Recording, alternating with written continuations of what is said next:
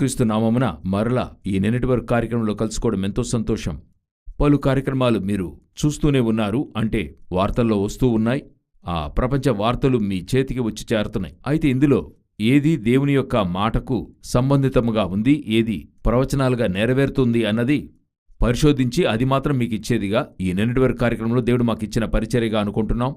రండి ఈనాటి కార్యక్రమంలోనికి వెళదాం. మొదటిగా యాజ్ యూజువల్ ఎప్పుడు చూసేట్టు ఇస్రాయేల్ ఇరాన్ ఈ వార్ యొక్క కాన్ఫ్లిక్ట్నే చూడబోతున్నాం. ఇప్పుడు మధ్యలో సమాధానం సీజ్ ఫైర్ వచ్చినట్టుగా ఉండింది. అదొక వైపు వెళ్తుంది. అంటే అమెరికా ఉప అధ్యక్షుడు వ్యాన్స్ వచ్చి ఒకవైపు మాట్లాడుతున్నాడు, కానీ ఇంకొక వైపు వాటంతటికి ఆపోజిట్గా భీకర యుద్ధము ఒకవైపున జరుగుతూనే ఉంది. అంటే నార్తన్ ఇస్రాయెల్ సైడ్లో లెబనాన్ తాకింది, లెబనాన్ని ఇస్రాయెల్ తాకింది, కానీ ఆగేట్టు కనపడటం లేదు. కానీ వారు సీజ్ ఫైర్ మాటలను కొనసాగిస్తూనే ఉన్నారు.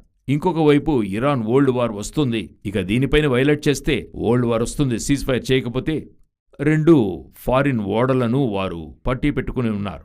దానికి వారు ఏం రీజన్ చెప్తున్నారంటే వారి స్టేట్ ఆఫ్ హార్మస్ జలసంధిని వారు ఇల్లీగల్గా క్రాస్ చేయడానికి ప్రయత్నించారు అని చెప్తున్నారు. కానీ ఆ దేశ అధ్యక్షుడు ఏం చెప్తున్నాడని అడిగితే, లేదు మేము అన్ని క్రమంగానే చేస్తున్నామన్నారు. రెండు వెసల్స్ అంటే రెండు ఓడలను వారు పట్టుపెట్టుకున్నారు. ఒకదాన్ని వారు తాకిడి చేశారు, అది మూడవ ఓడ. ఇది ఇంకా గొప్ప సంచలనం కలిగించింది. కాబట్టి ఇస్రాయేల్ ఇరాన్ వార్ అన్నది ఇంకా మరో ఘట్టానికి పెద్ద లెవెల్కే వెళుతుందని మనం చూస్తూ ఉన్నాం. ఇది మొదటిగా ఇందులో ఈ వార్ యొక్క విషయం. అయితే ఇందులో ఏర్పడే సైడ్ ఎఫెక్ట్స్ అని చెప్తాం కదా, ప్రధానంగా ఈ వార్ యొక్క సైడ్ ఎఫెక్ట్ ప్రపంచమంతటను మెయిన్ ఎఫెక్ట్ అనే చెప్పాలి. అదేంటంటే ఆయిల్ ప్రైస్ హైక్, అంటే చమురు వెల అన్నది పెరుగుతోంది. దాదాపుగా $102 ఒక బ్యారెల్ పెరిగింది వెల. 95, 96, 93 ఉండింది. ఈ 2-3 నెలల్లో మాత్రం ఇంత పెరిగింది. సమీపంలో కూడా ఇండియాలో ఉండేటువంటి ఈ ఆయిల్ సంస్థలు వారేం చెప్పారంటే, నష్టంగా ఇస్తూ ఉన్నాం, 2-3 నెలలుగా నష్టంలోకి వెళ్తుంది, వెల పెంచకుండా వేరే దారే లేదు అన్న లెవెల్కి వెళుతుంది, కానీ మేము అది చేస్తూనే ఉన్నాం, వెల ఎక్కించకుండా ఉన్నాం అని చెప్తూనే ఉన్నారు. ఎక్కడికెళ్తుందో తెలీదు. దీని మరొక సైడ్ ఎఫెక్ట్గా ఇప్పుడు ఇంటర్నేషనల్ సర్వదేశ ఎనర్జీ ఏజెన్సీ వారేం చెప్పారంటే, ఐరోపాలో మరొక 6 నెలలకే ఫ్లైట్ ఇంజిన్స్కి కావలసిన ఇంధనం ఉందంట.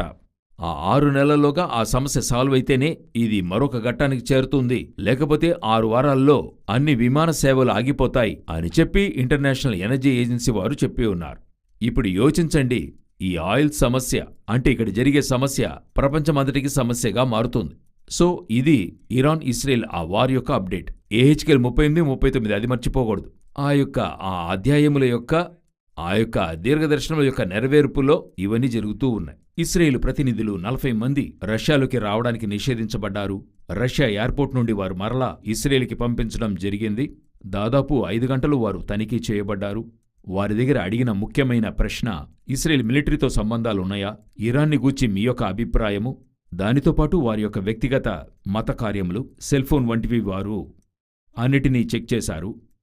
చూసి వారు చెప్పిందేంటంటే, ఇరాన్ వారి శత్రువు, రష్యా వారికి శత్రువు అని వారు చెప్పారు. ఇది రష్యాకి ఇరాన్కి మధ్య సంబంధాన్ని, ఇస్రాయేలు వ్యతిరేకత మొదటిసారి బహిరంగంగా నమోదు చేశారు. ఇది అంగీకరించలేమని ఇస్రాయేల్ చెప్పినా గానీ ఏహెచ్కేల్ 38లో చెప్పినట్టుగా ఇస్రాయేల్ రష్యా వారి ప్రత్యక్ష పోరాటం ఆరంభమవుతుంది.